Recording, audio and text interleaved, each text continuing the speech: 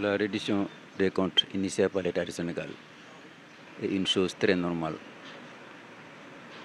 Mais ce que l'État du Sénégal doit faire, c'est de privilégier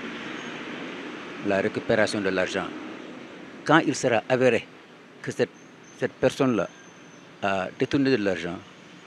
mieux vaut essayer de récupérer de l'argent que de l'amener en prison. L'amener en prison ne sera pas très important pour le peuple. Ce qui est important, c'est la récupération de l'argent.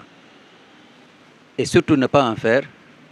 un moyen de pression politique. Mais ça, il n'y a rien de normal. Quand on gère les biens publics, mais c'est très normal que l'État, un nouveau régime qui s'installe avant de commencer le travail, puisse savoir où mettre ses pieds. Il n'y a rien de grave dans la reddition des comptes. Mais encore une fois, l'essentiel, c'est d'user de tous les moyens possibles pour récupérer l'argent. Mais amener les gars en prison, vraiment ça n'aura pas trop de sens.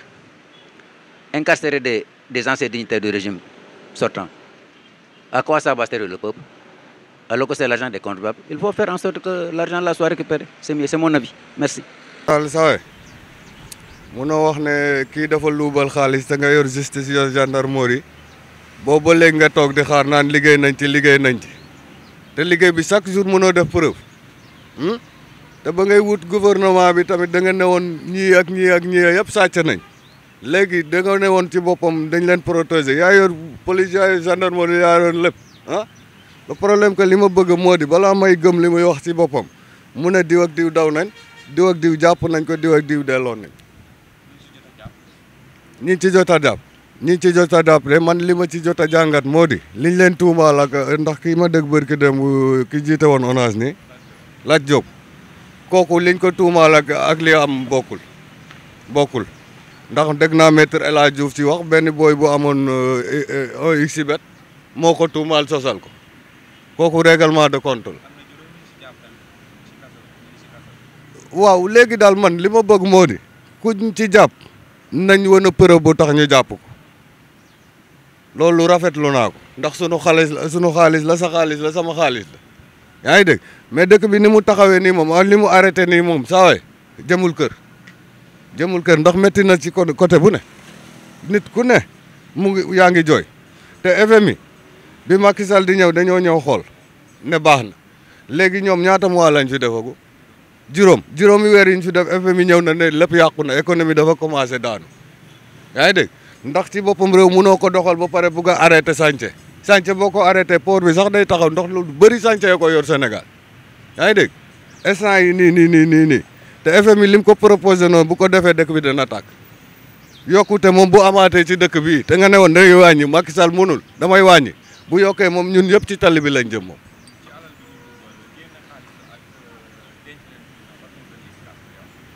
non man gën xaalis bi moo gën a kii ñu am nuñ ko doxalee ci boppam xaalis bi ñëw ci sutura ci boppam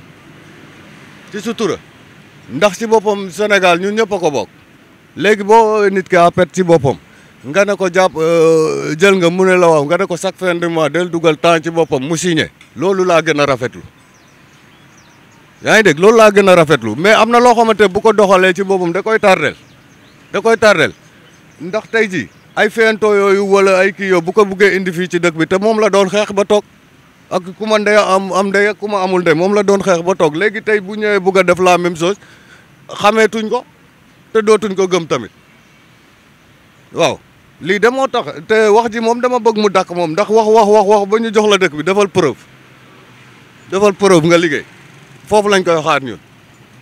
te le problème que ne tamit président ci boppam dama bëgg mu jël matukaayam yu mat sëkk ci boppam ndax mënoo nekk président ba pare di signé ay décret ba pare premier ministre génn wax leneen yow loolu moom amul premier ministre amul pouvoir boobu ñun ñoo fal Diomaye moom falul Diomaye foofu laay waxee nag. waaw sama xalaat ci loolu de moom leen rek la comme réew mi moom ñun ñëpp ñoo ko bokk xam nga ku ci nekk li nga lóobal war nga kaa mën a delloo si donc lépp comme niñ ko bokkee rek noonu lañ ko war a bokkee ci delloosi bi parce que tamit koo xamante ni luuba nga alalu population bi loolu noonu lu gën a rafet mooy nga delloo si xaalis bi nga luubal parce que lu ñëpp bokk kon loolu ñëpp a ko war a séddoo donc lañ luubal bu ñu ko jëlee def ko ci courant bi dina jëriñ bu ñu ko defee ci ndox mi dina jëriñ bu ñu ko defee ci mbéy mi dinañu jëriñ comme ça ñun ñëpp dinañ ko bokk donc ñu dawal yërmaane ñi nga xamante ne ni ñoom ñoo luubal rek parce que tamit doomi aadama kenn motul xam nga buñ gën a yërmaande buñ gën a yërmante suñ biir donc dinañ gën a gis njëriñ ci suñ biir incha allah loolu de laa ci xalaat. ak dëkk bi mu dëgëree ni jàppoon ni urgence la ci ñu gaaw ci li nga xam ne mooy alal yooyu ñu luubal au lieu de jàpp nit sans preuve wala di ko tëj sans pour autant mu génn xaalis bi ñu luubal. waaw xam nga jàpp nit sans preuve tamit loolu moo nekk tamit loo xamante ne ni nekkul yoon parce que nit boo ko jàpp rek war nga am ay preuve yu leer yu tax nga jàpp ko donc ñi nga xamante ne ni tamit dañoo luubal maanaam lañ luubal war nañ kaa mën a génnee parce que comme li ma sàngat li ñëpp bokk la léegi dëkk bi dëgër gi mu dëgër maanaam man damaa xalaat sama xalaat ne peut-être régime bi li muy doog a dugg la te et puis dëgër bi tamit yàgg na quoi nekkul day doog a dëgër nii rek daana dëgër avant de Abdou Diouf daana dëgër Macky Sall Abdoulaye Wade daana am jamono yu dëgër loolu dama yaakaar yàllaa ko yor rek xam nga mais tamit nag xam nga état bi tamit war naa def kéemtulaay kàttanam tamit ba bàyyi xel population bi ci seenam jàmbat waaye parce que dëgër bi tamit man dama xalaat ne ci yàlla lay jógee rek daal parce que man des fois ma yor des fois du ma yor benn dërëm te ay valeur yi million laay jaay waaw moo tax ma xalaat loolu daal waaw mais dëgër gi moom dëgër na moom guddi yi wax dëgg yàlla mais dama yaakaar ne rek yàlla la rek xanaa ok. Bon, je me dis que c'est une situation qui est tout à fait normale puisque à chaque changement de régime, il est naturel que le nouveau régime vienne procéder à l'état des lieux et pour voir ce qui s'est passé sur la gestion précédente. Donc c'est tout à fait normal. Ce qui est à éviter, c'est que c'est le syndrome de la CREI. On peut éviter cela.